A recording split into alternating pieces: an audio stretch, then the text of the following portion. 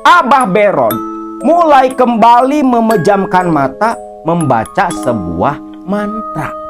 Abah Beron mulai membaca mantra sambil memegang ikan mas yang diambil oleh Rojali.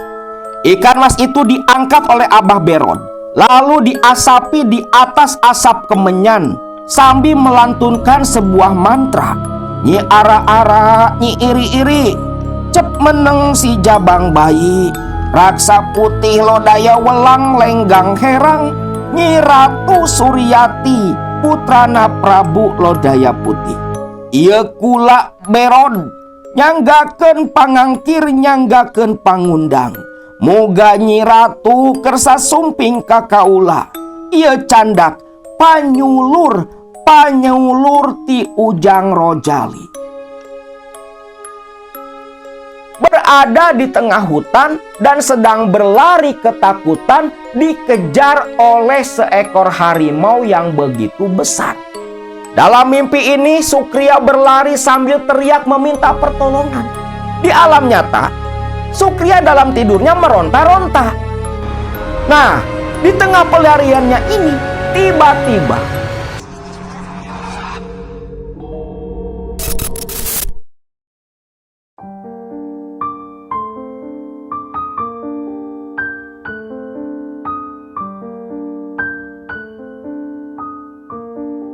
Assalamualaikum warahmatullahi wabarakatuh. Salam sejahtera buat semua Baraya KMS dimanapun kalian berada.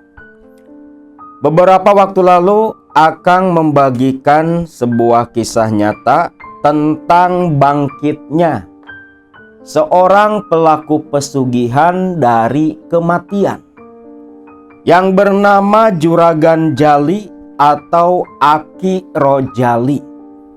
Di mana waktu itu pasca 20 hari kematian Aki Rojali, berbagai hal aneh datang menyertai, khususnya dirasakan langsung oleh keluarga, terlebih lagi oleh sang cucu sekaligus narasumber kita yang bernama Kang Komar. Tepat di hari ke-20 kematiannya, Aki Rojali ini didapati sudah kembali berada di dalam kamar tidurnya. Namun yang membuat Komar, Juhana, dan Nyai Romlah begitu terkejut sekaligus heran. Aki Rojali ini seperti bukan lagi dirinya. Hanya jasadnya yang berbentuk Aki Rojali, tetapi yang menggerakkan jasadnya itu seperti bukan lagi manusia. Karena satu ketika Aki Rojali ini hilang dari dalam kamar. Yang begitu aneh, karena Aki Rojali ini beberapa hari pasca kebangkitannya itu seperti orang koma. Dan ketika ditemukan, si Aki Rojali itu sedang menikmati santapan ayam-ayam hidup di belakang rumah mereka. Matanya begitu tajam layaknya seekor binatang buas, seperti mata seekor harimau. Dan tingkah lakunya pun persis seperti seekor harimau pula, di mana dia berjalan pun merangkak, bukan berdiri layaknya manusia. Akibat kebangkitan sosok Aki Rojali dari alam kematian tentunya membuat heboh warga desa Priagung. Sampai satu malam Ustadz Sodikin pun datang ke rumah Juhana, menanyai Juhana, mendesak Juhana agar berkata jujur apa sebenarnya yang dulu semasa hidup Aki Rojali lakukan. Karena Aki Rojali ini bukan warga asli desa Priagung. Nah, di sini Juhana karena didesak sedemikian rupa terlebih ketika akan mulai bercerita, malah datang lagi seorang tamu, Mang Jeje, yang merupakan ketua RT di lingkungan sana. Akhirnya ya, mau tak mau, Johana pun harus berkata jujur sesuai dengan apa yang dia ketahui berdasarkan cerita dari ibu dan bapaknya semasa dulu masih sehat walafiat, Nyai Darsih dan Aki Rojali. Disinilah Ustadz Sodikin walau sudah bisa menerka, tapi dia tak urung terkejut juga. Ternyata betul sangkaan dan kecurigaan Ustadz Sodikin kalau Aki Rojali ini bukan hanya sebagai orang sakti yang kebal bacok badannya, tetapi ternyata Aki Rojali memang melakukan persekutuan, melakukan pesugihan, nyinyik, memuja siluman harimau. Tentunya banyak istilah dalam dunia pesugihan. Sebutan bagi mereka yang memuja setan, ngipri, yang memuja siluman ular, ngopet, mereka yang memuja siluman monyet. Disebut ngopet karena dia nggak boleh cebok pakai air, ceboknya mesti pakai daun, layaknya seekor monyet, walau jarang akan lihat monyet ceboknya. Dan lain-lain. Sebutan untuk nyinyik ini ya memang mungkin agak asing dan baru pertama kali terdengar di telinga kalian. Nah, nyinyik inilah sebutan bagi mereka yang melakukan persekutuan, menjalin kontrak pesugihan dengan siluman harimau, bangsa jin yang sering mewujudkan diri dengan wujud seekor harimau. Ya walaupun wujud aslinya seperti apa, tak ada manusia yang tahu kecuali Rasulullah, para aulia, dan orang-orang tertentu, orang-orang pilihan yang Allah beli kasyaf. Bukan indigo. Kasyaf dan indigo itu jauh berbeda. Menurut cerita dari Kang Johana, bapak dari Kang Komar, kurang lebih di tahun 1928. Berarti ini masih zaman era kolonial nih. Karena si Aki Rojali ini di tahun 98 ketika mati, itu usianya 100 tahun. Lebih malah. Nah di tahun 1930-an nih, gak tahu kehidupan di masa lalu itu kayak gimana. Kita hanya tahu dari cerita orang tua. Jali adalah warga desa Cinangsi, sebuah desa masih di daerah Jawa Barat. Namun lokasinya ini berbeda kota dengan desa Priagung tempat tinggal dia di masa akhir hidupnya. Jali, warga desa Cinangsi, beserta dengan Suriah istrinya, hidup dalam kemiskinan, hidup dalam kesengsaraan. Pasangan suami istri ini tinggal di sebuah rumah yang lebih pantas disebut sebuah gubuk derita. Gubuk yang memang mewakili penderitaan dari penghuninya. Mereka berdua hidup dalam kondisi serba kekurangan. Namun hal seperti itu di tahun 1928-1930-an di pekampungan, kondisi seperti yang dialami Rojali ataupun Suriah sang istri itu bisa dibilang umum. Karena kondisi seperti itu ya di tahun segituan umumlah di lingkungan masyarakat kita. Walau sebenarnya orang tua dari Suriah, istri Rojali, mereka ini orang berada. Bapak Sukriya, ayah kandung dari Suriah, adalah tokoh terkemuka di desa Cinangsi, menjabat sebagai lurah pada waktu itu. Namun Suriah hidup sengsara, hidup dalam kemiskinan dengan Rojali, itu semua bukan tanpa sebab. Suriah dianggap oleh Bapak Sukria, Lurah Sukria, sudah mencoreng kehormatan keluarganya, mencoreng nama baik keluarga Ki Lurah, karena hamil di luar nikah dari lelaki miskin yang bernama Rojali. Saat diketahui mengandung dari Rojali, Suriah ini diusir oleh bapak dan ibunya dan sudah tidak diaku lagi sebagai anak, terputus hubungan keluarga di antara mereka.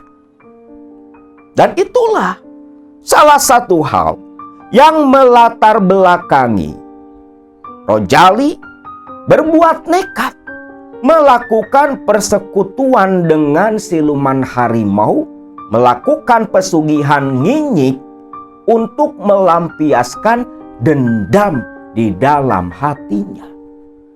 Namun sebelum masuk ke cerita, seperti biasa Akang tak akan bosan mengingatkan, terkhusus buat Baraya yang baru bergabung dan menonton video di channel ini, jangan lupa klik tombol subscribe, like, komen, dan share.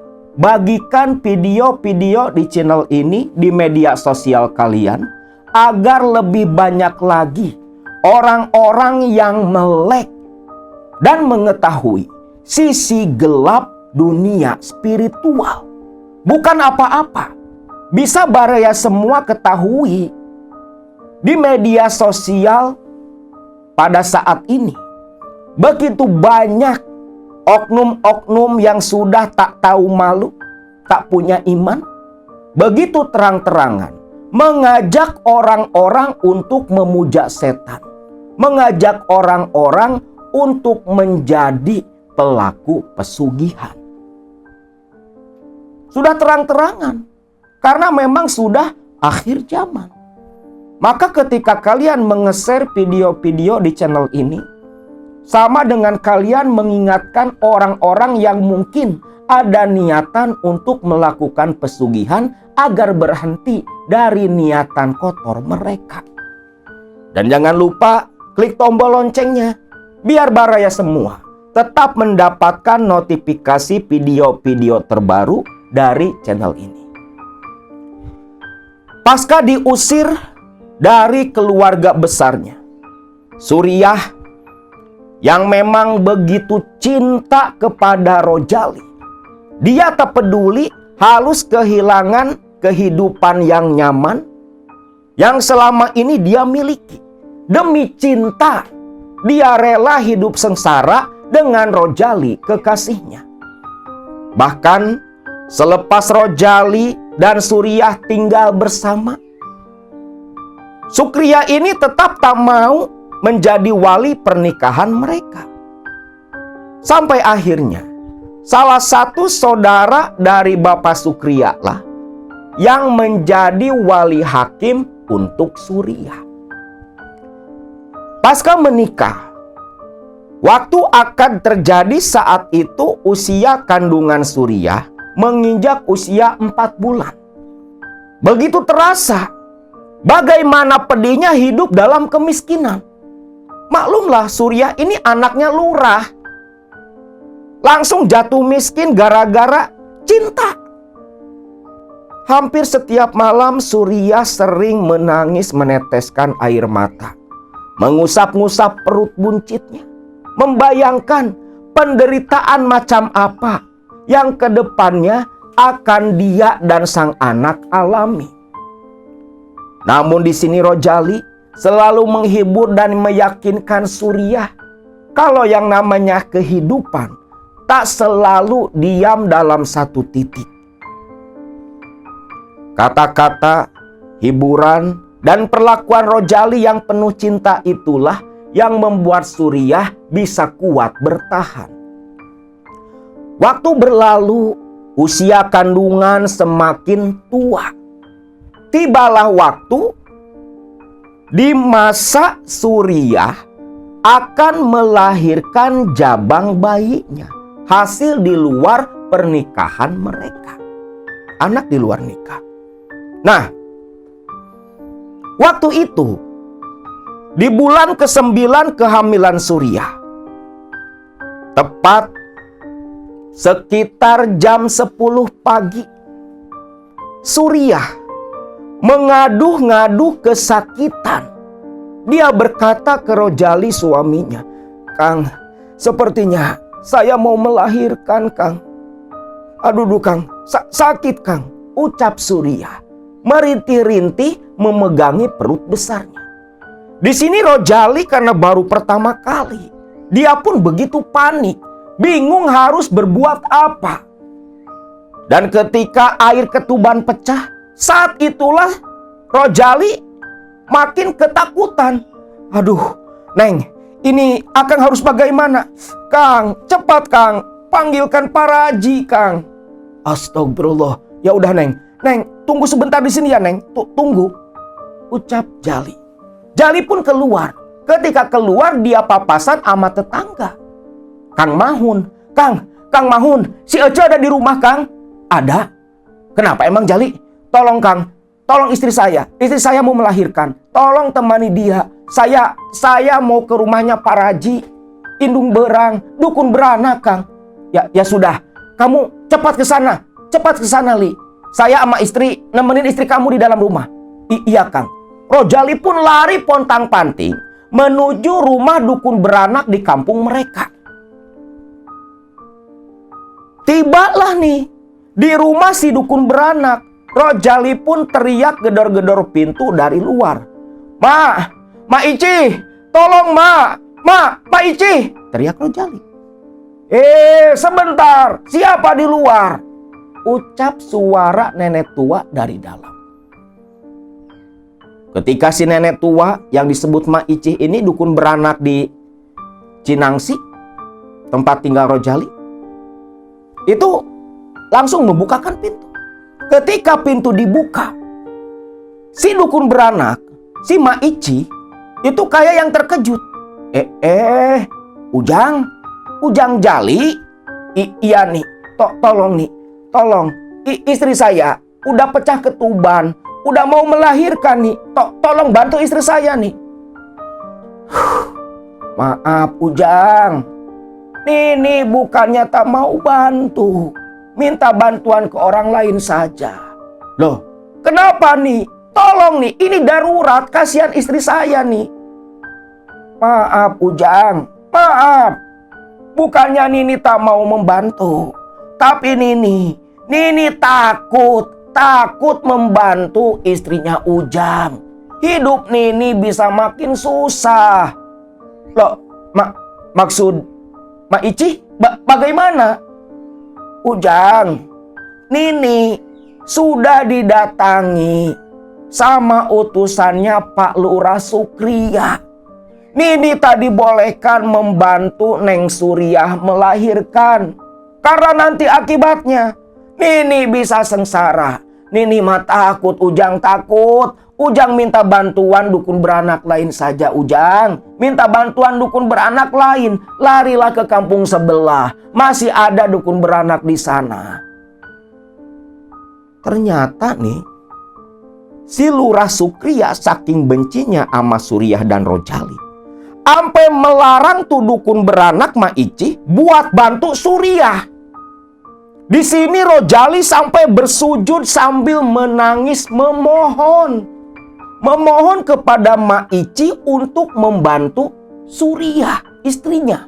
Namun Ma Ici ini bersikeras tak mau membantu karena sudah diancam oleh Lurah Sukria. Akhirnya Rojali pun tak mau mendesak lebih jauh. Dia pun pamitan dari rumah Ma Ici dengan air mata berlinang, napas sesak, hati penuh amarah dan dendam. Kebencian sudah terlalu dalam kepada sosok Lurah Sukria, mertua sekaligus bapak kandung Suriah, istrinya. Di sini Rojali tahu betul dukun beranak di kampung sebelah itu sudah mati. sudah nggak ada. Dengan putus asa, akhirnya Rojali pun berlari kembali pulang ke rumahnya. Saat itulah ketika tiba di halaman rumah, Rojali tak mendengar suara apapun. Hening. Loh, ini Suriah gimana? Suriah di mana? Pikir Rojali. Rojali pun merangsak masuk ke dalam rumah gubuknya. Papasan dengan Kang Mahun. Kang, bagaimana istri saya, Kang? Kau ke kamarlah. Kau lihat sendiri kondisi istrimu. Ucap Mahun sambil menundukkan kepala. Tak enak hati Rojali langsung masuk ke dalam kamar. Begitu masuk ke dalam kamar, terlihat istri Kang Mahun menoleh ke arah pintu, menggelengkan kepala ke arah Rojali. Rojali mendekat, dan saat itulah Rojali pun menjerit menangis, menyaksikan jabang bayinya memang keluar dari rahim Suriah. Namun karena telat penanganan, si jabang bayi keluar dalam kondisi tak bernyawa. Dan Suriah, dia pingsan tak sadarkan diri. Li, yang sabar ya. Ece tak bisa berbuat apa-apa. Rojali tetap diam. Dengan tangan gemetar, dia mengambil jenazah jabang bayinya. Jenazah anak pertamanya. Di situ sambil gigi gemertak menahan amarah, Rojali pun menggumamkan nama Lurah Sukriah dengan nada yang begitu penuh kebencian. Cek, bantu Suriah. Sudah, Ece pasti akan bantu. Kamu yang tenang. Sebaiknya lekas kamu kebumikan jenazah anakmu itu. Biar Kang Mahun yang membantu.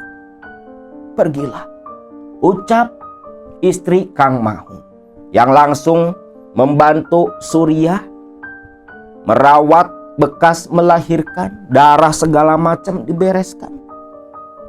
Bersama si jabang bayi langsung dibawa oleh Rojali.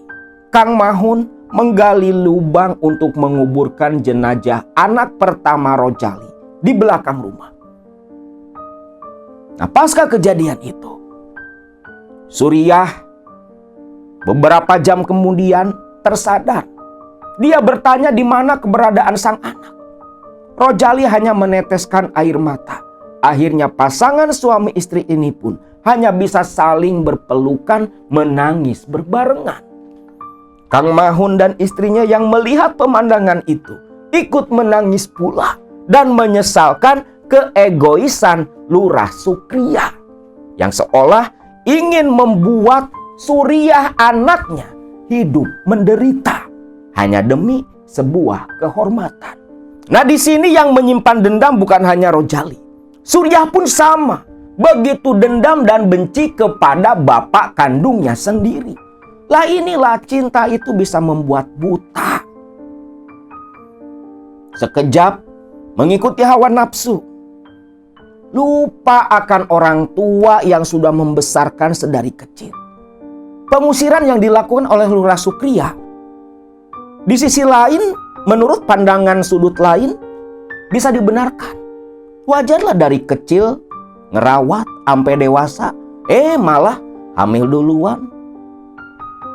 Yang tentunya zaman itu, yang namanya kehormatan keluarga itu paling utama. Jangan lu samain sama zaman sekarang. Zaman sekarang anak hamil di luar nikah kebanyakan kayak yang bersikap biasa saja. Nah, waktu itu pasca kematian anak pertama, di sini Rojali tak putus asa. Dia bekerja keras mencari uang, ingin membuktikan kepada mertuanya kalau dia bisa membahagiakan Suriah. Namun ya, nasib berkata lain. Kalau udah sisit kadal, ya sisit kadal aja. Walaupun bekerja keras seperti apapun, waktu itu kehidupan mereka berdua ya tetap pas-pasan. Terkadang buat makan saja kembang kempis. Mereka hanya bisa menyambung hidup. Terlebih si Rojali ini, ya kerjanya ini cuman serabutan. Ditambah lagi orang-orang yang disebut mampu di sana yang sering membutuhkan tenaga orang-orang miskin. Semua segan kepada Lurah Sukriya kalau memperkerjakan si Rojali. Tentunya nanti mereka akan kena imbasnya. Maka Rojali ini agak susah cari pekerjaan di kampung Cinangsi, tempat tinggalnya sendiri. Sampai dia ini nyari kerja ke desa-desa tetangga. Hanya untuk mencari sesuap nasi, menyambung hidup dengan Suriah istrinya. Waktu berlalu nih. Akhirnya di tahun ketiga pernikahan mereka, Suriah kembali hamil dan melahirkan seorang anak laki-laki yang diberi nama Usman. Berharap dengan lahirnya anak mereka ini, kehidupan akan berubah, rezeki terbuka, seperti apa yang diucapkan oleh para kiai di pengajian-pengajian. Namun yang terjadi, rezeki tetap seret, tetap tertutup. Ya mungkin di sini kalian pun agak bertanya-tanya. Anak itu bawa rezeki. Pernikahan itu pembuka pintu rezeki. Tapi kok ini Suriah dan Rojali kok hidupnya seret-seret amat. Seolah pintu rezeki tertutup semua. Nikah yang katanya membuka pintu rezeki, di sini dalam keadaan, dalam kondisi rumah tangga Rojali tak terbukti. Lahirnya anak tak terbukti pula bawa rezeki. Semua terbantah oleh apa yang Rojali alami. Dan perlu kalian ketahui, lihat latar belakangnya dulu. Ketika Rojali menikah dengan Suriah, itu Suriah dalam kondisi hamil. Secara biologis memang itu anaknya Rojali, tetapi dalam hukum agama itu bukan anak Rojali tapi anaknya Suriah. Karena lahir di luar nikah. Dan di sini aturan sudah dilanggar oleh Rojali. Ketika perempuan sedang hamil itu tak bisa dinikahi. Oke lah, untuk menutup aib nih. Kenapa akan ngomong kayak gini? Zaman saat ini tuh banyak terjadi bro. Karena nih hamil duluan. Dinikahin dah tuh. Tapi apakah pernikahannya sah? Sebagian ulama mengatakan pernikahannya itu tidak sah. Nanti selepas melahirkan harus dinikahkan lagi. Dan selama belum melahirkan mereka tak boleh tinggal dalam satu atap. Harus dipisahkan terlebih dulu. Baru selepas lahiran dinikahkan lagi, baru sahlah hubungan suami istri mereka. Nah di sini kan enggak. Habis nikah tinggal satu atap. Merasa sudah jadi sah suami istri, udah nggak canggung lagi hubungan badan, bermesraan. Yang tanpa mereka sadari, mereka selama berbulan-bulan menjalani perjinahan. Bukan berbulan-bulan lagi, karena nikahnya nggak diperbaharui, bertahun-tahun mereka hanya zina. Karena secara hukum agama, pernikahannya nggak sah. Dan ini saat ini banyak terjadi. Hamil di luar nikah ini untuk orang yang muslim ya, yang non-muslim akan nggak tahu. Tapi khusus untuk yang muslim, ini sekarang kan banyak terjadi. Hamil di luar nikah, dinikahkan kembali, langsung tinggal satu atap menjalani hubungan rumah tangga. Kalau nggak diperbaharui nikahnya selepas melahirkan, maka seumur hidup mereka melakukan perzinahan. Dan perlu dipahami, satu kali berzina. Kalian cari sendirilah di Google juga banyak. Dampaknya seperti apa? Maka wajar, udah anak kedua lahir nih, kehidupan Rojali dan Suriah tak berubah sama sekali. Mungkin ada baraya semua yang mengalami hal serupa, tersadar, mungkin seperti kondisi Rojali dan Suriah. Baiknya, sok nikahnya diperbaharui lagi ya. Akan nikahnya diperbaharui. Nikah lagi. Pada waktu itu, tepat di usia anak lelaki Rojali yang bernama Usman, genap sekitar 3 tahun. Usman jatuh sakit. Badannya panas, demam. Nah, di sini Suriah kelimpungan. Karena Rojali udah 2 hari ini belum pulang. Dia lagi kerja di desa tetangga. Uang gak ada. Beras habis juga. Singkong pun gak ada. Gak ada apapun yang bisa dimakan di rumah. Sedangkan Usman badannya makin panas. Insting seorang ibu yang ingin sang anak bisa bertahan hidup meledak dalam hati dan pikiran Surya. Satu nama yang terlintas di pikiran Surya, Bapak Sukriya, bapak kandungnya Surya. Surya berharap demi sang cucu, bapak kandungnya mau luluh dan mau membantu. Maka tak pikir panjang, dia gendong sang anak keluar dari rumah gubuk yang penuh derita. Tanpa alas kaki, berjalan tergesa-gesa menuju ke rumah Bapak Lurah Sukriya, bapak kandungnya. Sambil menangis sepanjang jalan. Nah, tiba di depan rumah, kebetulan istri Bapak Sukriya, Nyai Komala, ibu kandungnya Surya, sedang menyapu di halaman. Mak, tolong Surya, Mak. Teriak Surya sambil menangis menggendong anaknya. Nyai Komala yang melihat sang anak datang bersama cucunya, dia langsung berlari menyambut sambil menangis. Ya Allah, Neng, kamu teh kenapa? Aduh, ini incu ibu, cucu emak kenapa, Neng? Kaget dia melihat wajah Usman yang pucat pasi. Mak, tolong, Mak, si Usman sakit. Kang Rojali masih di luar desa, lagi kerja, udah 2 hari belum pulang. Tolong, Mak, tolong. Di rumah nggak ada apa-apa, nggak ada uang buat beli obat. Ya sudah, yuk ikut sama emak ke dalam. Kita jalan belakang, biar bapakmu tak tahu. Namun siapa sangka, sedari tadi Sukriya sudah melihat ketika Surya datang dan menyaksikan itu semua. Sukriya pun lantas keluar sambil bertolak pinggang, muka merah penuh amarah. Dan di sini Sukriya lantas mencaci maki Surya, anak perempuan satu-satunya yang sudah dia usir dari rumah.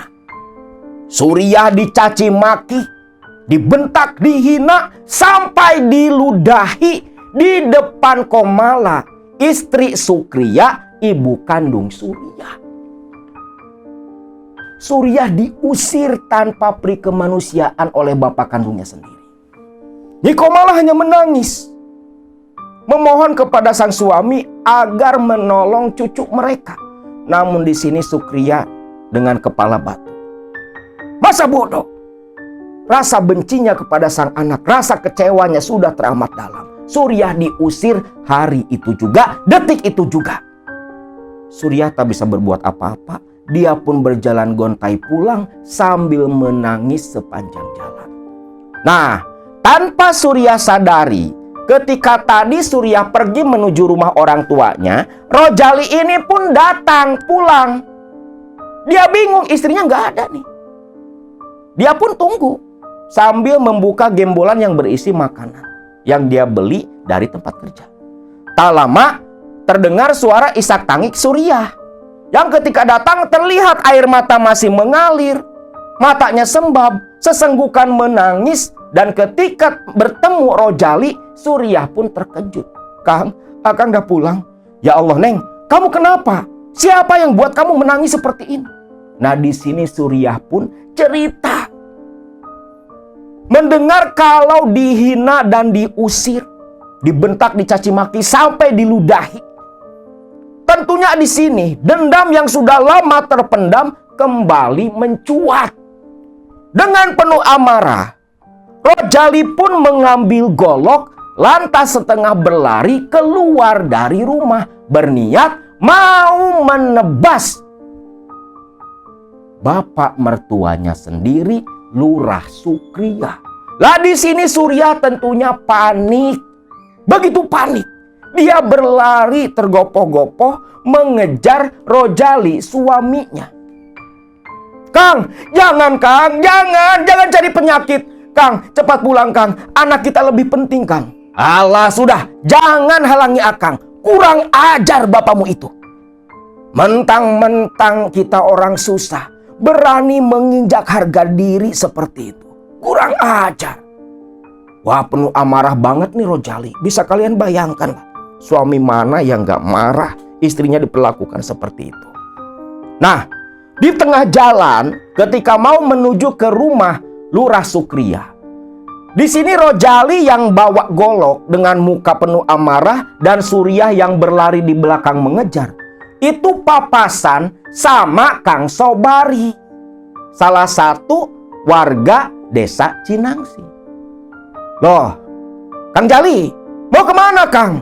Awas, awas, awas. Jangan ikut campur. Bentar dulu Kang, bentar. Tenang dulu Kang, tenang. Ini ada apa?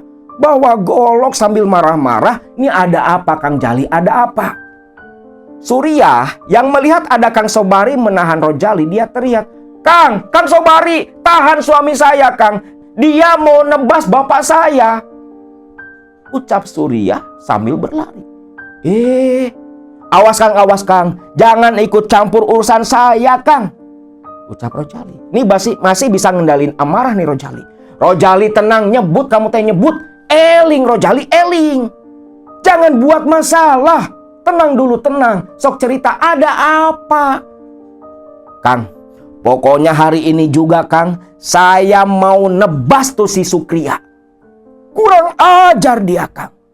Loh, tenang dulu, tenang. Kok mertua sendiri mau ditebas? Ada apa sebenarnya? Suriah pun tiba. Kang, tolong tahan suami saya Kang. Suami saya lagi marah. Tenang dulu, tenang. Ini ada apa sebenarnya? Yuk, sebaiknya kalian berdua ikut Akang ke rumah. Gak enak di sini di tengah jalan. Nanti dilihat orang.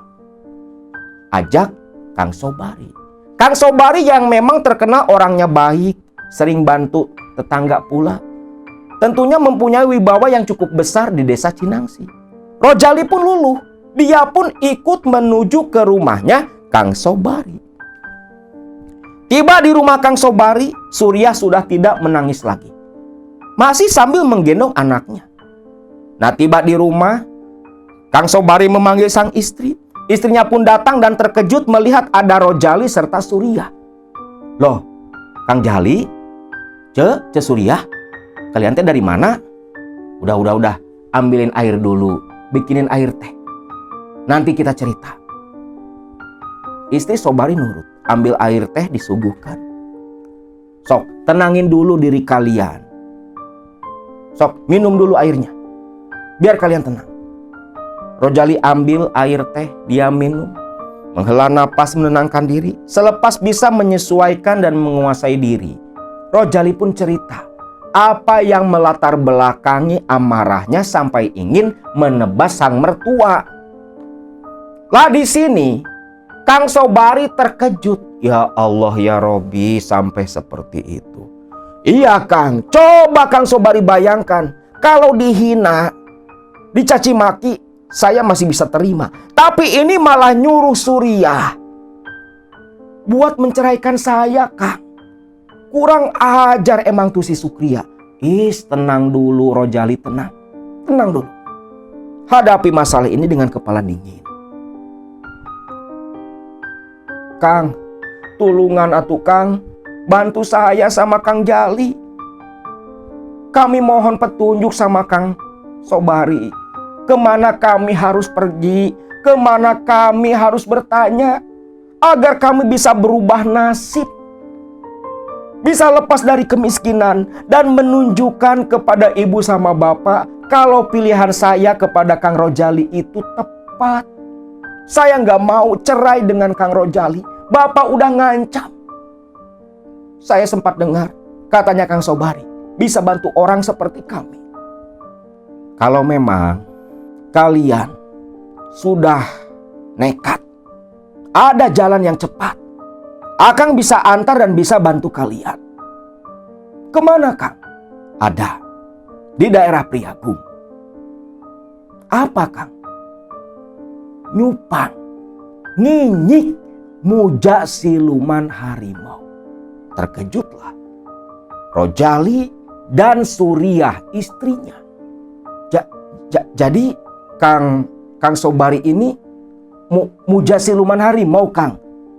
Sampai bisa hidup berkecukupan seperti ini. Tidak, akang gak muja.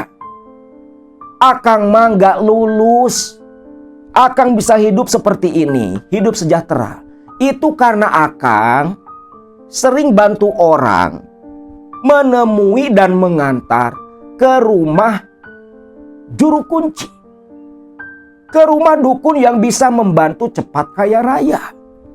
Ya bisa dibilang, akang teh marketingnya lah. Marketing dari dukun pesugihan itu. Nanti kan akang dapat bagian dari hasil si pemuja yang melakukan pesugihan. Dapat persenan akang teh. Nah dari persenan itulah akang bisa hidup seperti ini. Rojali mangguk-mangguk. Kang, tapi katanya Kang, kalau orang muja itu nanti mati baliknya ke sana. Nanti di sananya tuh dijadikan tiang istana, tiang karaton, dijadiin titian tangga. Bahkan katanya dijadiin tempat buang air besar juga Kang. Dijadiin pacilingan di atas kolam. Apa bener Kang? Bohong, itu mah bohong. Kata siapa? Mati mah ya mati aja. Gak ada ceritanya mati terus dijadiin tiang keraton, dijadiin lantai keraton. Bohong, itu mah bohong Rojali, jangan dipercaya. Itu mah biar gak banyak aja yang muja. Bohong, itu mah jangan dipercaya. Mati mah mati aja. Emangnya udah ada gitu orang yang bisa nembus ke alam sana? Udahlah, gak usah dipercaya. Ucap si Sobari. Sobari ini ya selaku marketing pesugihan ya lihai juga, lincah juga mulutnya. Membuat orang awam seperti Rojali dan Surya pun percaya. Tapi Kang, terus terang Kang, kalau ikut pesugihan kayak gitu kan, saya teh mesti perlu nyediain biaya buat ritualnya, buat ngasih Kang Sobari, buat ngasih mungkin nanti si abah dukunnya. Saya kan gak ada uang. Tenang saja Jali, untuk urusan itu mah biar nanti akang yang talangin dulu. Nanti kalau kamu berhasil tinggal kamu ganti. Jangan khawatir. Asal kamu mau saja, pasti akang bantu sekuat tenaga. Gimana? Mau gak? Sebentar Kang, saya pikir-pikir dulu lah. Sok, pikir-pikir dulu yang matang ya. Nanti tinggal datang ke rumah akang. Akang antar langsung kamu menemui Abah Beron. Ngomong-ngomong, itu si Usman kenapa? Kok dari tadi kayak yang tidur terus? Ucap Kang Sobari. Ini Kang, Usman lagi sakit. Astagfirullah.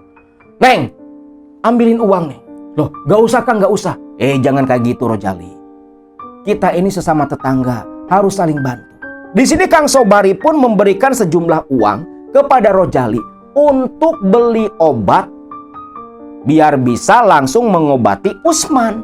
Nih, beli obat. Kalau bisa bawa ke mantri biar diobati si Usman. Kasihan dia. Cepat, mending kalian pulang obati si Usman. Tapi Kang, uang ini sudahlah. Jangan jadi pikiran. Pulang saja sekarang. Obati Usman itu lebih penting. Ucap Kang Sobari.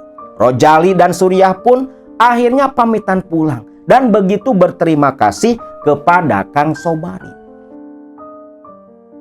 Singkat cerita, pulang ke rumah langsung membawa si Usman ini ke mantri lah. Dulu kan jarang dokter, mantri pun jauh. Nah, malam harinya Rojali dan Surya,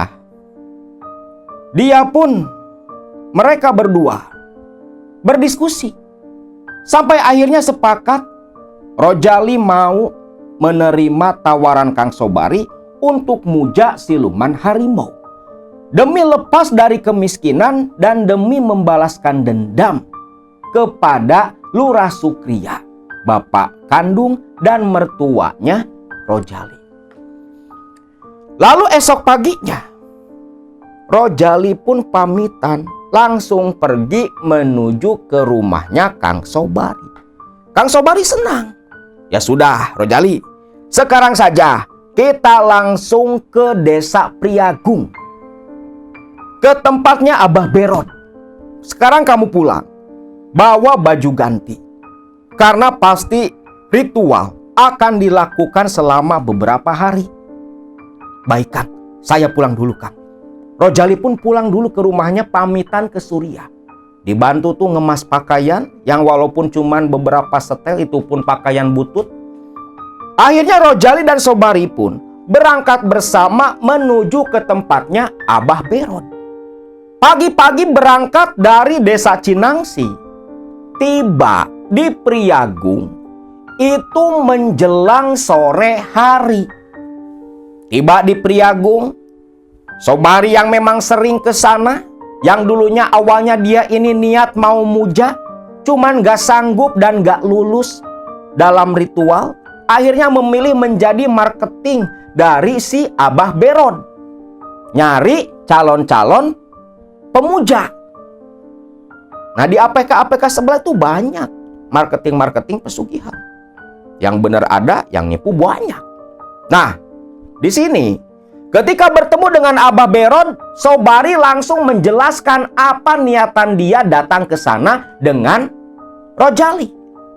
Tolong Abah, tolong saya teh sudah bosan hidup seperti ini, Bah. Rojali pun menceritakan perjalanan hidupnya yang begitu pahit dengan sang istri. Sujang, kalau memang sudah bulat tekad, sudah bulat niat, Abah pasti bantu. Namun sebelum itu, Abah akan jelaskan dulu, Sujang. Ujang, sekali Ujang Rojali masuk ke jalan seperti ini, tak ada jalan kembali. Ujang harus meninggalkan kepercayaan dan agama Ujang. Meninggalkan Tuhan yang Ujang sembah. Ganti dengan menyembah Raja Siluman Harimau Putih Prabu Rodaya Sakti, yang nanti akan memberikan harta kekayaan kepada Ujang. Yang kedua, Ujang harus siap memberikan tumbal pertama. Karena itu hal wajib sebagai bukti keseriusan Ujang menjadi pemuja Prabu Lodaya Sakti. Kalau sudah ada, ritual bisa dimulai malam ini juga. Siapa yang mau Ujang tumbalkan? Kaget juga nih si Rojali. Gak nyangka ternyata harus ada tumbal. Rojali pun terdiam. Ketika terdiam berpikir, Kang Sobari gak ikut campur, hanya diam memperhatikan saja. Dalam hatinya ada bisikan. Bisikan iblis, bisikan setan. Yang menyuruh Rojali menumbalkan mertuanya sendiri. Ada Bah, ada. Calon tumbal mah ada Bah. Saya siap Bah. Kalau memang malam ini harus langsung melakukan ritual. Bagus atuh Ujang, bagus. Bagus. Sok sekarang mah istirahat dulu. Nanti lepas maghrib baru ritual pertama akan kita lakukan. Sobari, bawa ke kamar biasa. Siap Bah, ucap Kang Sobari. Rojali pun dibawa oleh Kang Sobari menuju ke kamar tempat Sobari istirahat beserta dengan tamu yang dia bawa ke tempatnya Abah Beron. Singkat cerita nih, lepas maghrib, malam udah gelap, Abah Beron memanggil Rojali dan Sobari. Ujang, sudah siap? Siap Bah, siap. Kemana kita Bah? Gak jauh Ujang, kita ke belakang rumah. Sobari, kamu bawa sesaji di dapur ya? Iya Bah. Sobari ke dapur, membantu menyediakan sesaji. Lantas keluar dari rumah. Ternyata yang dituju itu kolam. Kolam yang di situ ya tempat mandi, tempat nyuci. Dan di dalam kolam itu banyak ikan mas. Yang tahun 1928 ikan mas itu kan barang langka bro. Cuman orang kaya lah yang punya ikan seperti itu. Nah, di sini Abah Beron dia berkata, Ujang, sekarang Aki akan memulai ritual. Selama nanti Aki ngarekes ke Prabu Lodaya Sakti, Ujang Tinggal bayangkan saja wajah dari orang yang akan Ujang tumbalkan. Paham Jang? Paham Ki? Paham. Ya sudah, kita mulai ritualnya. Ucap Aki Beron, Abah Beron. Kemenyan mulai dibakar oleh Abah Beron. Rojali duduk bersila di samping.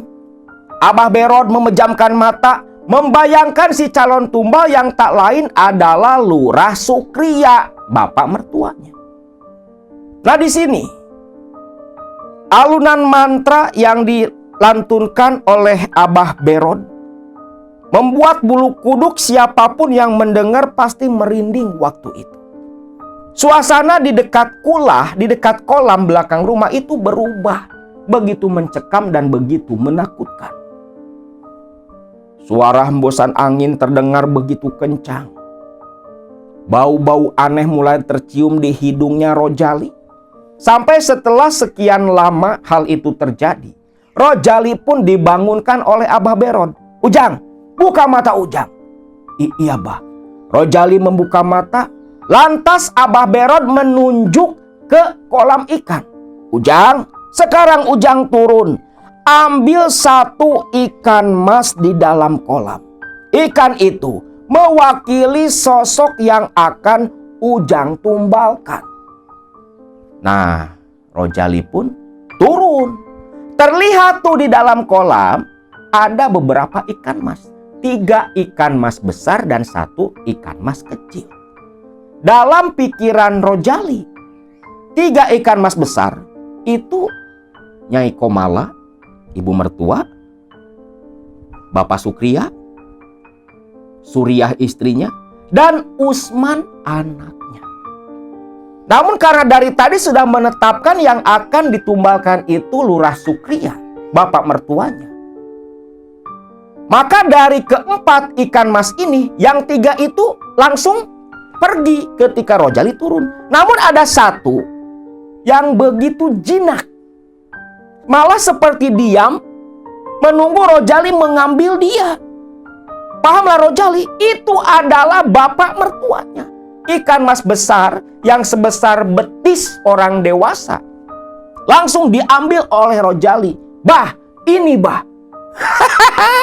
Bagus Ujang, bawa kemari. Dibawalah tuh naik ke pinggir kolam. Sok Sujang, duduk dulu. Rojali pun duduk. Lalu ikan mas itu diambil oleh Abah Beron.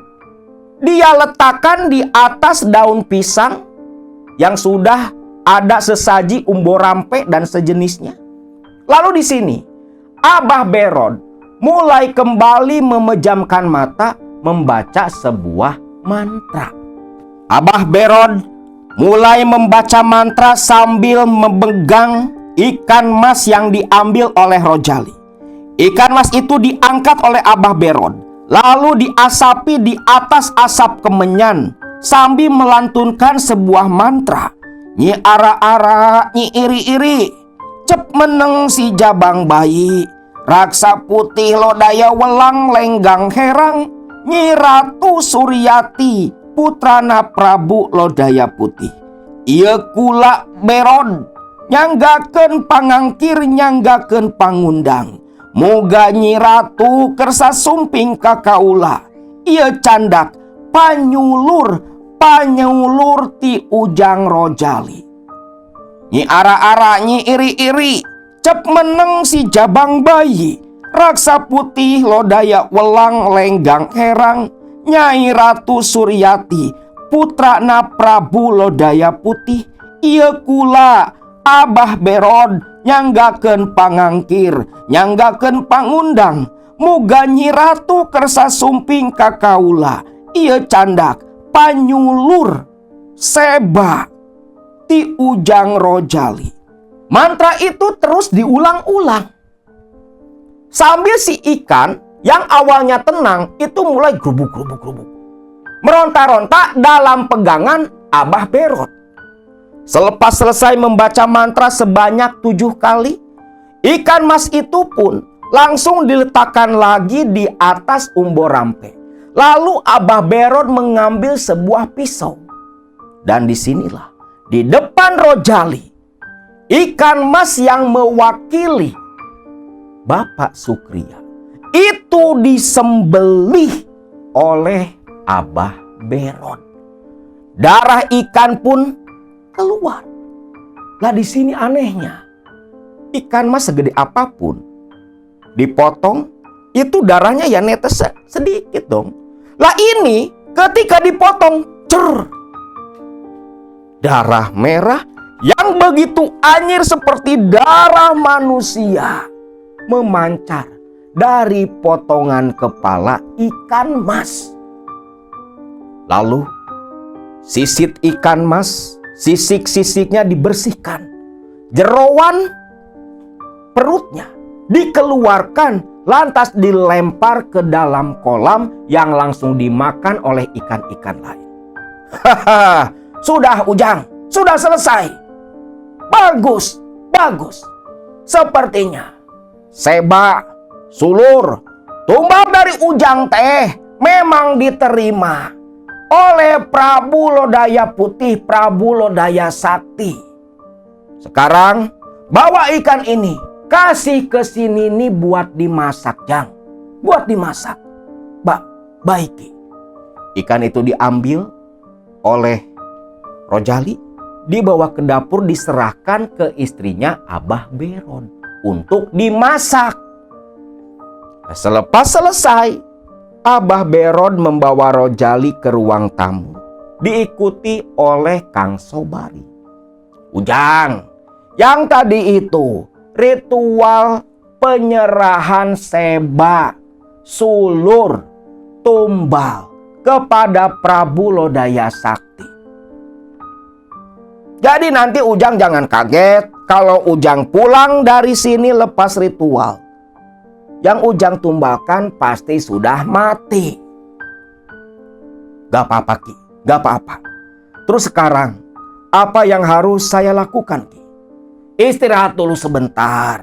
Nanti tengah malam Ujang akan Aki bawa ke sumur batu di dalam hutan. Ujang akan Aki mandikan. Baik Ki, baik. Sok, sekarang mah istirahat dulu. Tidur dulu sebentar ya. Aki juga mau persiapan dulu. Sobari, temani si Rojali. Iya Ki, ucap Sobari. Di sini Rojali pun istirahat kembali di kamar rumahnya Abah Beron. Nah, tepat jam 11 malam, Rojali pun mengikuti Abah Beron keluar dari rumah, membawa lampu teplok sebagai penerangan, masuk ke dalam hutan menuju ke sumur batu di belakang rumah Abah Beron. Abah Beron terlihat membawa 2 lembar kain putih yang tak lain adalah kain mori, kain kapan. Tak lupa ada kembang umbo rampe dan sejenisnya. Namun malam itu Kang Sobari ini nggak ikut. Sobari hanya menunggu di rumah beserta istri Abah Beron. Jadi cuman Abah Beron dan si Rojali yang menuju ke sumur batu. Nah, tiba di sumur batu, Rojali disuruh menanggalkan semua pakaiannya, lalu duduk bersila di atas kain kafan. Di sini Abah Beron berkata,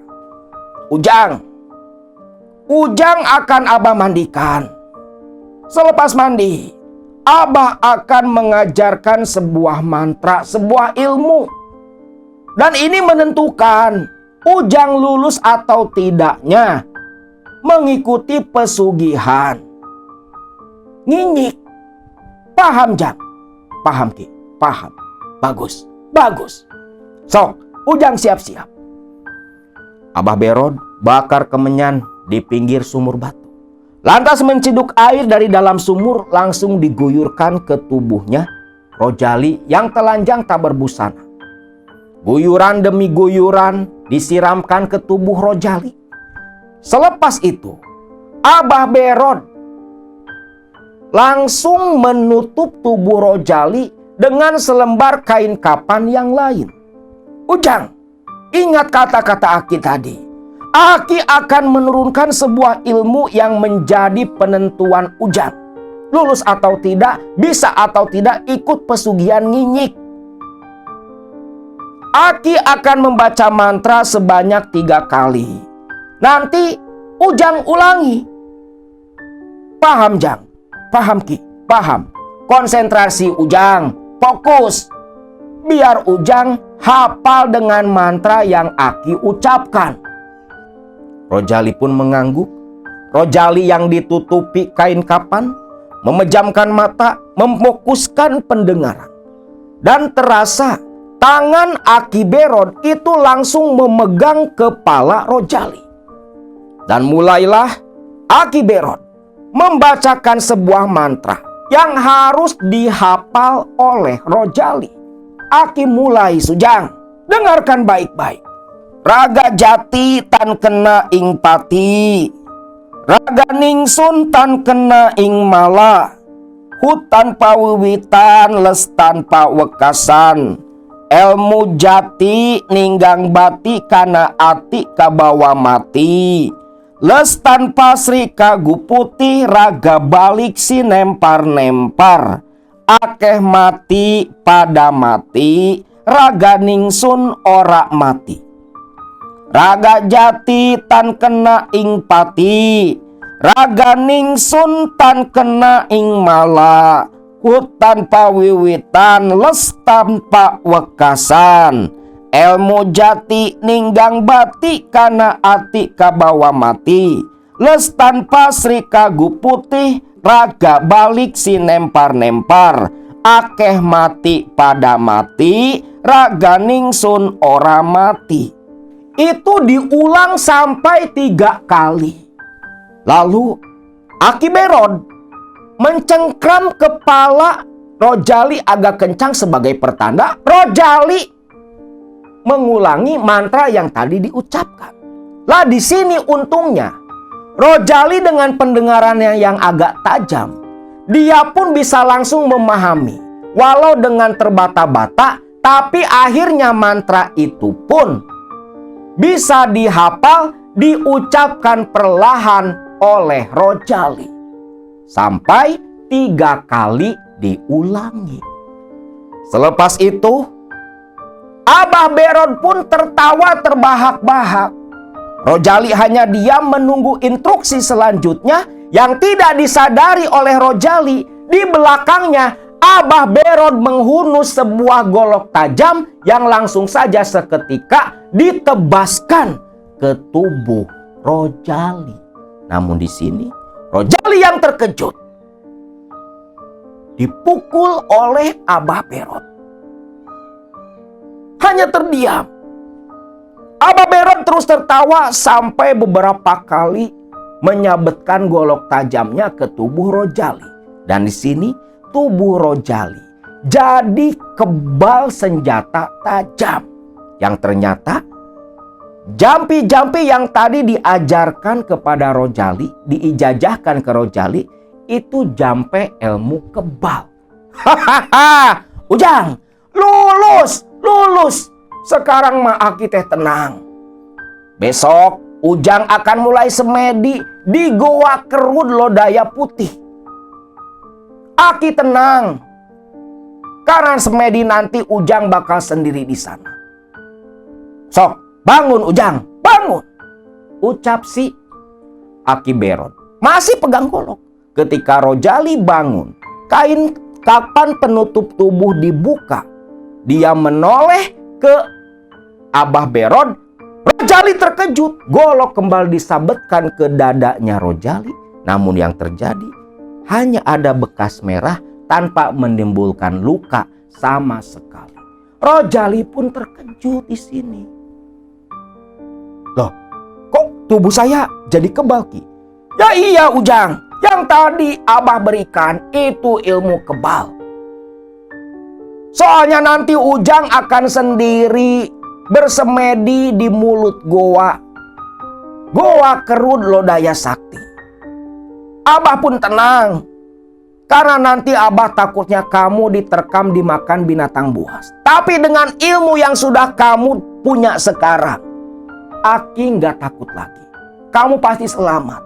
Golok saja sudah tak bisa menembus kulit tubuhmu. Apalagi hanya taring binatang buas. Wih, ngeri juga ya. Ini agak unik nih. Pesugihan lain nggak ada kayaknya nih. Jadi dapat dua nih. Dapat pesugihan, dapat ilmu kebal juga. Di sini Rojali mengangguk paham. Lantas dengan Abah Berod kembali pulang ke rumah. Tiba di rumah, istri Abah Berod langsung menyambut mereka dan menghidangkan ikan mas yang tadi disembelih. Ternyata ikan mas itu dimasak dipepes sama istrinya Abah Berod. Jang, sok, sekarang makan ikan mas ini. Habiskan, jangan tersisa. Maka di sini Rojali tanpa pikir panjang langsung nyomot tuh ikan pepes. Namun ketika ikan pepes dimasukkan ke mulut, di sini Rojali hampir mau muntah. Daging ikan mas itu terasa begitu aneh. Baunya anyir seperti darah. Habiskan, Jang, jangan dimuntahkan. Dengan terpaksa, Rojali pun memakan habis ikan pepes itu. Sambil menahan rasa mual.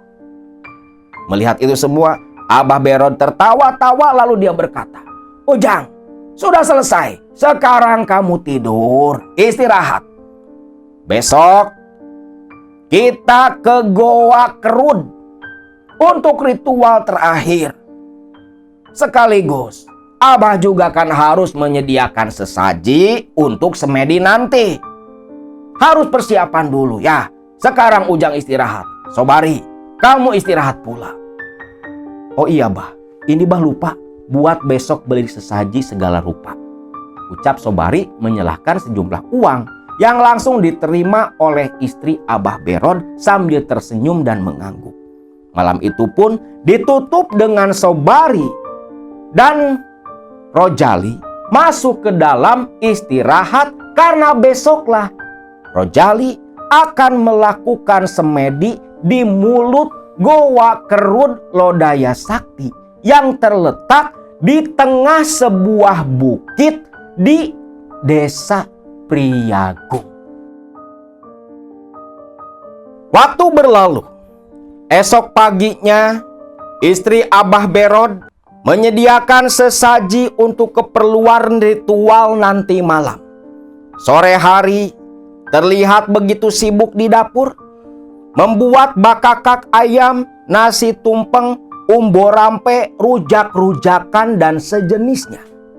Dan di malam hari, Rojali pun disuruh membawa semua sesaji itu, lantas mengikuti Abah Berod yang menenteng lampu teplok menuju ke bukit yang ada di ujung Desa Priyagung. Desa Priyagung ini kan seperti Akang bilang, lokasinya itu di tengah kaki perbukitan. Jadi salah satu bukit di sana itu tempat keberadaannya Goa Kerud. Yang nggak tahu nih Goa Kerud ini masih ada atau tidak. Soalnya kata Kang Komar, dia sendiri belum pernah menjelajahi bukit sampai menuju ke lokasi yang katanya Goa Kerud. Entah itu memang betulan goa atau goa gaib gitu. Wallahu alam. Nah di sini Rojali hanya berjalan mengikuti Abah Berod di jalanan setapak. Singkatnya, setelah beberapa jam melakukan perjalanan, tibalah di tengah-tengah perbukitan, di sebuah hutan yang begitu lebat. Lokasinya, menurut cerita Kang Juhana yang disampaikan oleh sang anaknya, Kang Komar, cucu Aki Rojali nih, itu sebenarnya disebut goa pun tak pantas disebut goa. Lebih mirip seperti lubang yang besarnya segede sumur. Lalu di depan mulut Goa Kerud ini, liang kerud nih, yang katanya goa tempat gerbang istananya, keratonnya Prabu Lodaya Sakti yang bernama Mbah Injik. Itu sesaji langsung digelar oleh Abah Berod. Ujang duduk di sini. Aki akan membuka ritual semedi. Ingat, mantra yang tadi Aki ajarkan di rumah. Ingat Ki, bagus. Bagus kalau ingat.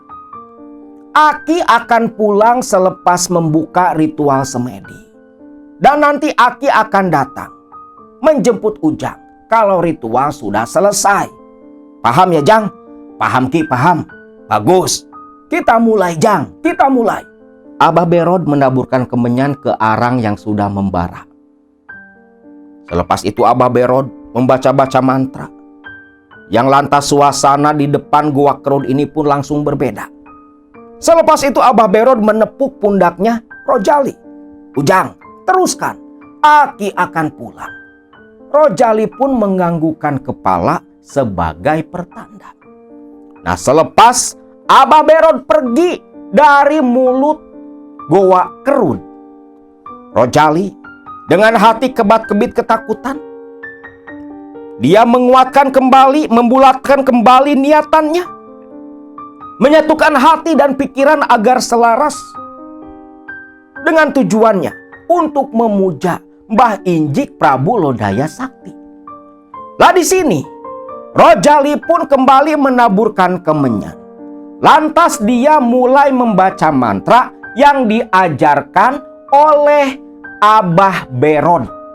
Bulkuku si menyan putih tripuspa sariwawangi, neda amit celuk ampun, kabatara dasar walungan, kabatari dasar ing bumi, kukus putih ngawang-ngawang, nyambuang jadi pangondang, mangka rawuh mangka linggih, kahatur kambah injik, mangka asih, kaula nedak sugih.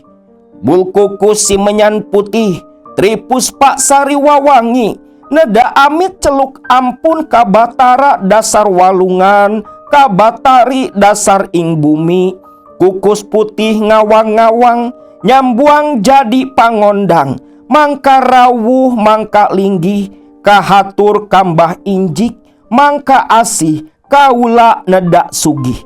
Bulkuku si menyan putih tripuspa sariwawangi, neda amit celuk ampun, kabatara dasar walungan, kabatari dasar ing bumi, kukus putih ngawang-ngawang, nyambuang jadi pangondang, mangka rawuh mangka linggih, kahatur kambah injik, mangka asih, kaula nedak sugih.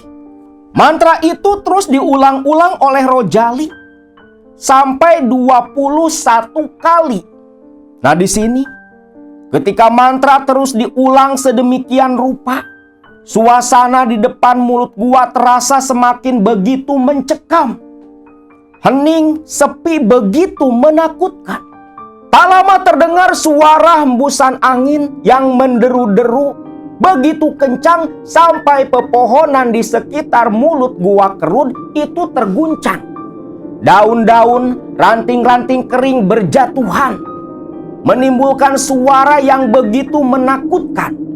Tak berselang lama, dengan angin yang menderu, tercium pula aroma-aroma aneh.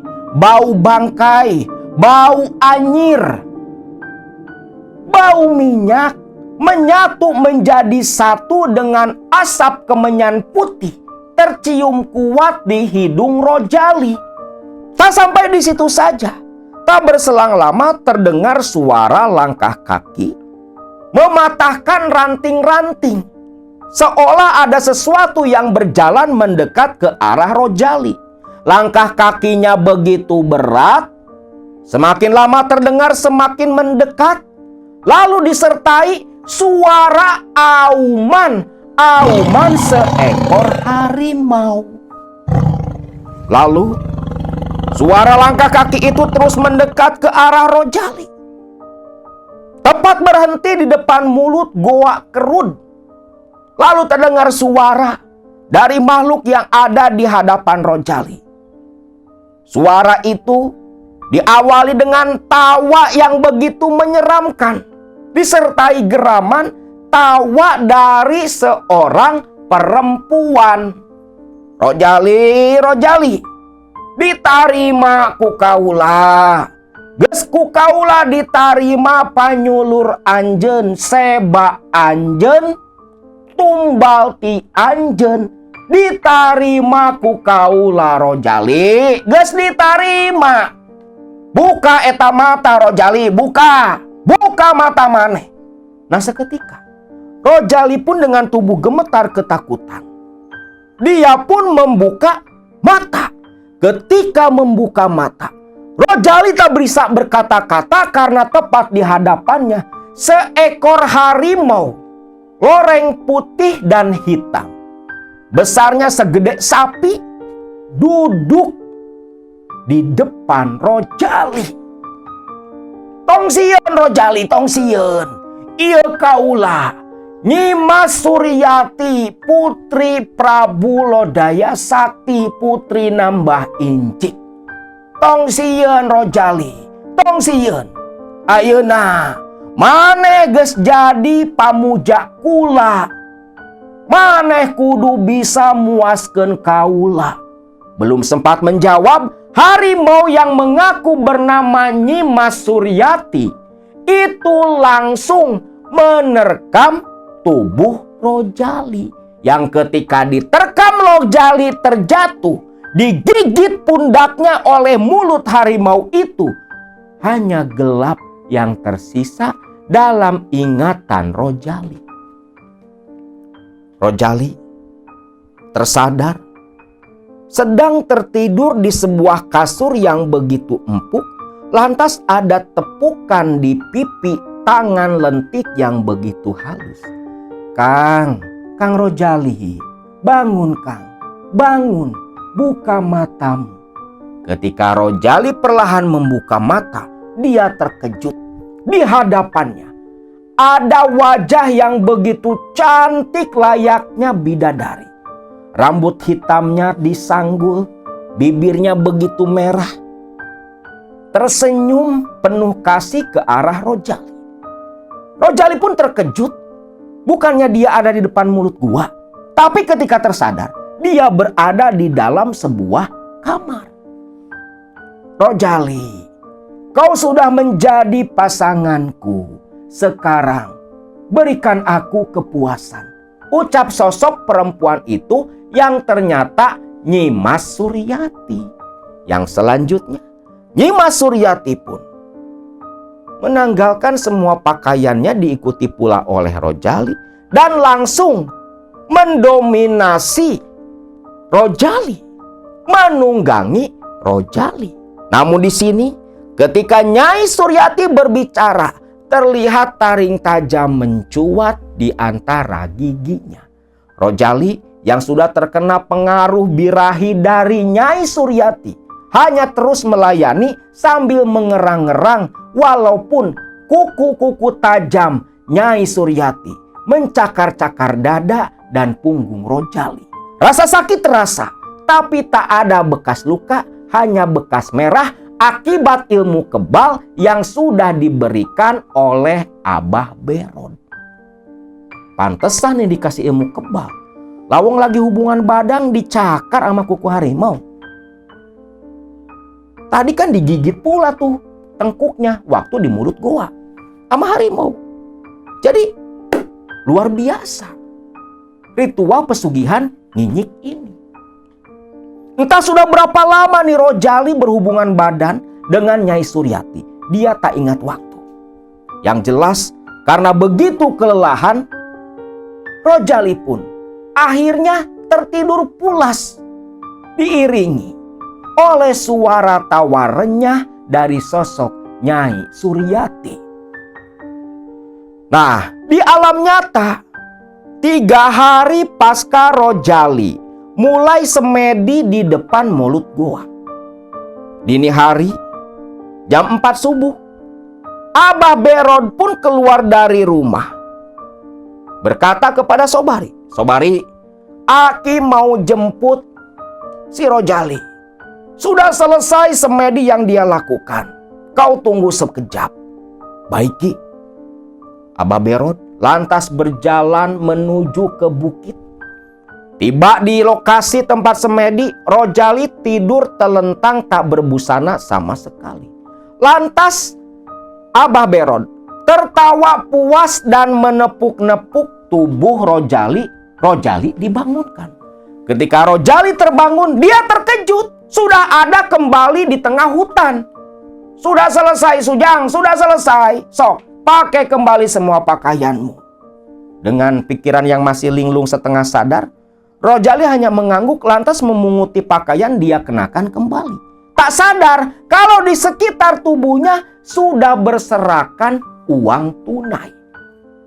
Ujang, perhatikan atuh tuh di sekitar Ujang. Itu pemberian dari Nyai Ratu Nyimas Suryati, putranya Prabu Lodaya Sakti Mbah Injik.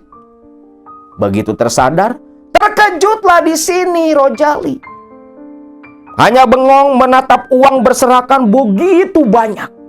Lalu dia pun tertawa. Hahaha, beunghar aing euy, kaya saya ki kaya.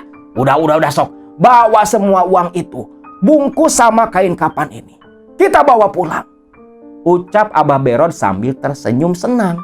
Uang-uang itu pun dibungkus oleh Rojali. Lalu turun dari bukit kembali ke rumah Abah Berod. Kita tinggalkan sekejap Rojali. Kita balik dulu ke desa Cinangsik. Tepatnya di rumah Bapak Sukria, Lurah Sukria, bapak mertuanya si Rojali. Nah, di waktu Rojali mengambil ikan mas dan disembelih oleh Abah Berod. Nah, di waktu yang sama, di malam yang sama itu, di rumah Lurah Sukria, Lurah Sukria tengah tertidur lelap di samping Nyai Komala istrinya. Dalam tidur lelapnya ini, Lurah Sukria bermimpi berada di tengah hutan dan sedang berlari ketakutan dikejar oleh seekor harimau yang begitu besar. Dalam mimpi ini Sukria berlari sambil teriak meminta pertolongan. Di alam nyata, Sukria dalam tidurnya meronta-ronta. Nah, di tengah pelariannya ini, tiba-tiba Sukria tersandung dan si harimau yang mengejar lompat lantas menerkam leher Sukria. Sukria terbangun, Komala terbangun mendengar jeritan dari suaminya. Sukria di depan Nyai Komala itu langsung memuntahkan darah segar. Akang kenapa? Ucap Komala begitu kaget. Sukria hanya meringis kesakitan sambil terus memuntahkan darah-darah segar berwarna merah kehitaman.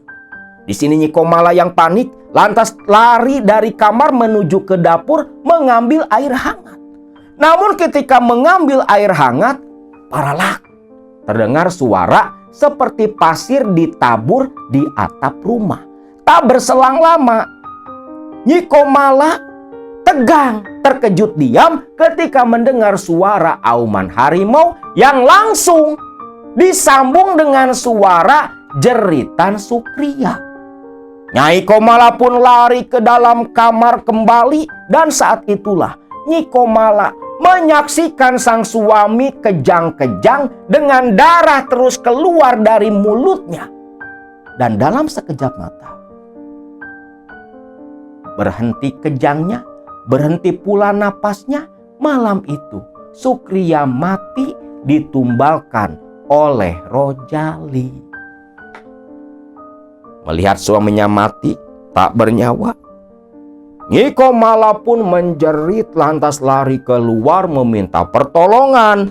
Warga pun berbondong-bondong datang. Suriah, istri Rojali, anaknya Sukria pun dibangunkan oleh tetangga yang mengabarkan bapak kandungnya meninggal dunia. Balik lagi nih ke Kang Rojali. Tibalah nih di rumah Abah Berod.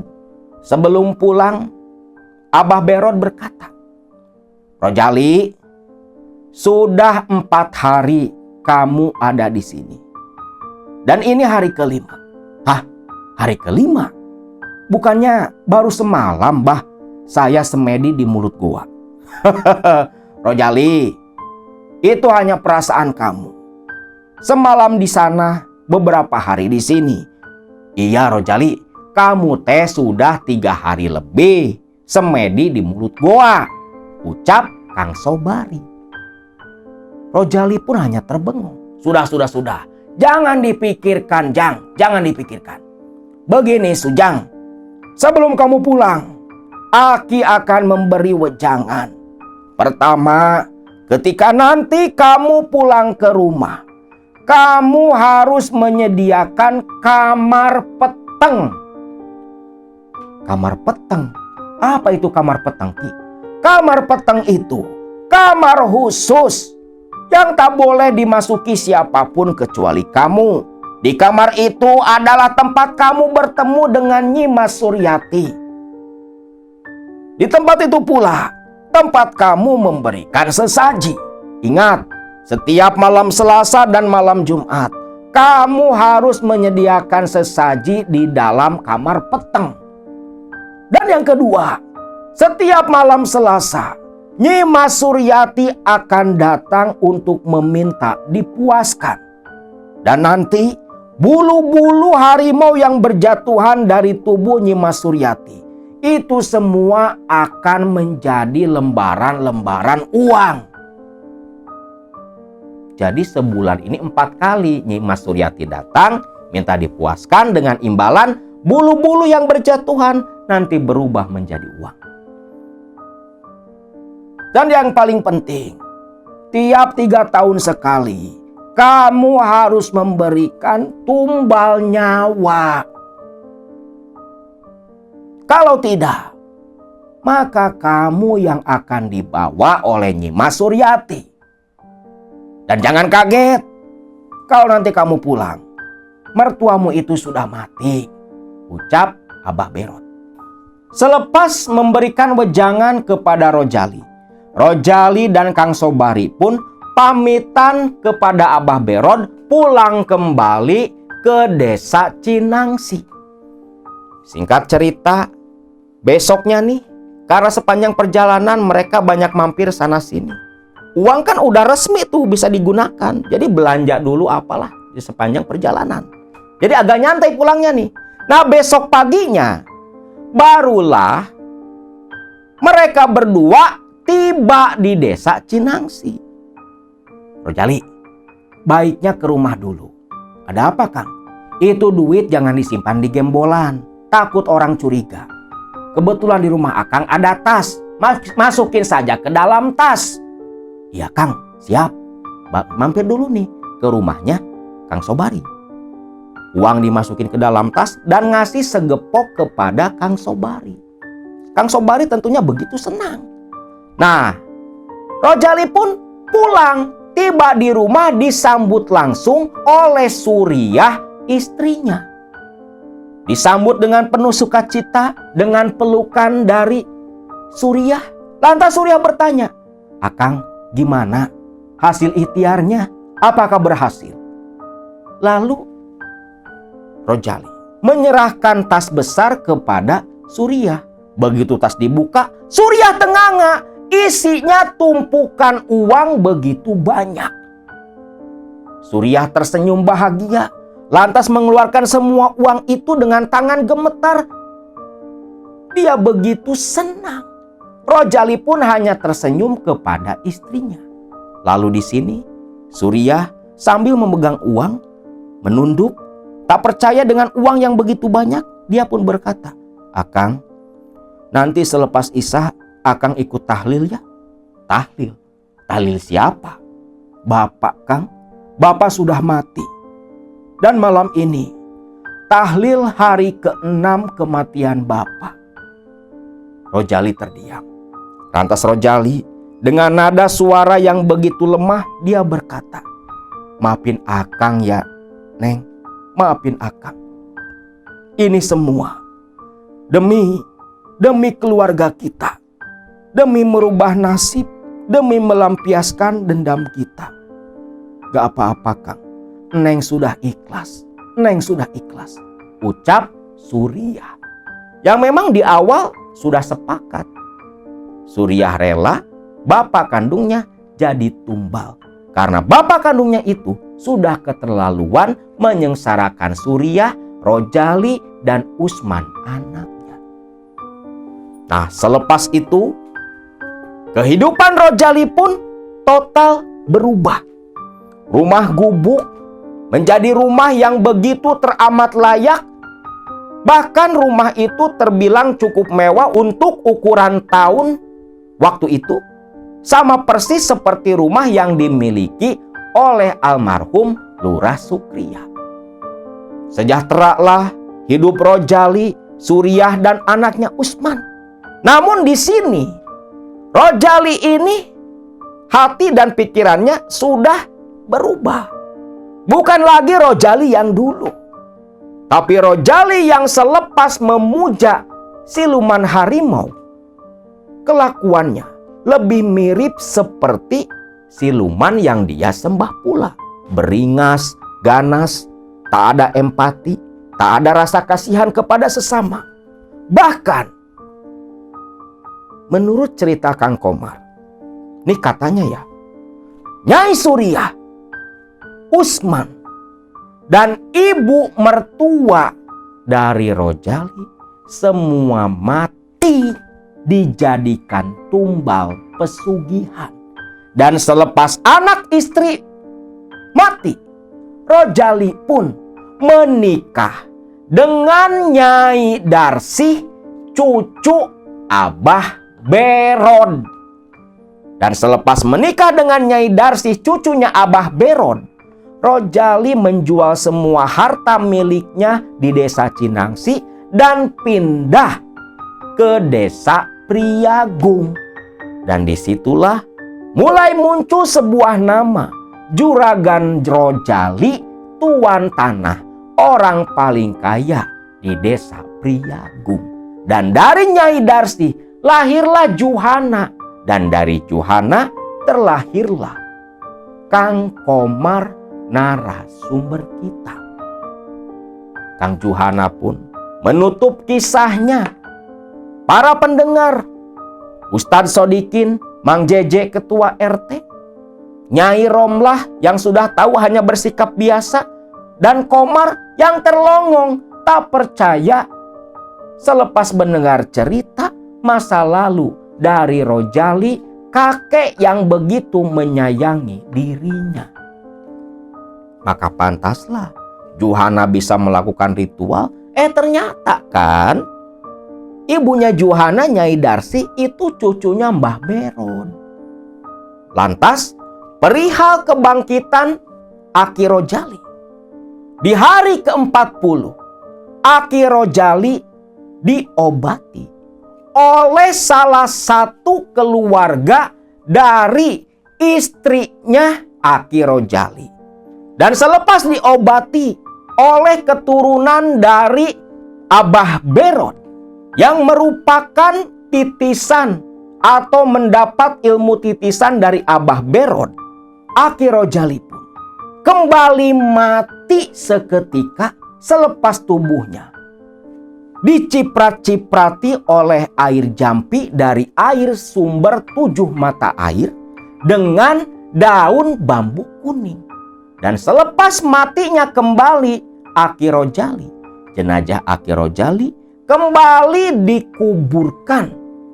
Dan peristiwa kematian Aki Rojali hanya menjadi cerita buah bibir, bahkan dianggap mitos oleh warga Priagung yang masih hidup saat ini, kecuali mereka yang menyaksikan langsung kejadian itu dan keluarga yang masih hidup, termasuk Kang Komar, narasumber kita. Namun menurut cerita Kang Komar, hampir saja Juhana mengikuti jejak dari sang bapak. Namun dilarang oleh Komar, bahkan sempat diancam Komar akan kabur kalau bapaknya memilih menjadi pelanjut pemuja siluman harimau, menjadi pelaku pesugihan nyinyik, memuja Prabu Lodaya Sakti dan Nyimas Suryati, putri dari Prabu Lodaya Putih. Itulah kisah tentang pesugihan nyinyik yang memang betul-betul unik. Ceritanya lebih mirip cerita fiksi, Tetapi ini semua nyata pernah terjadi di masa lalu. Dan ingat, buat baraya semua, sesulit apapun hidup kalian, sebuntu apapun jalan hidup kalian, jangan mengambil jalan sesat, jalan instan lewat pesugihan. Karena apa yang diterima tak sebanding dengan apa yang nanti akan menjadi balasan, menjadi ganjaran bagi mereka yang belok menyembah setan.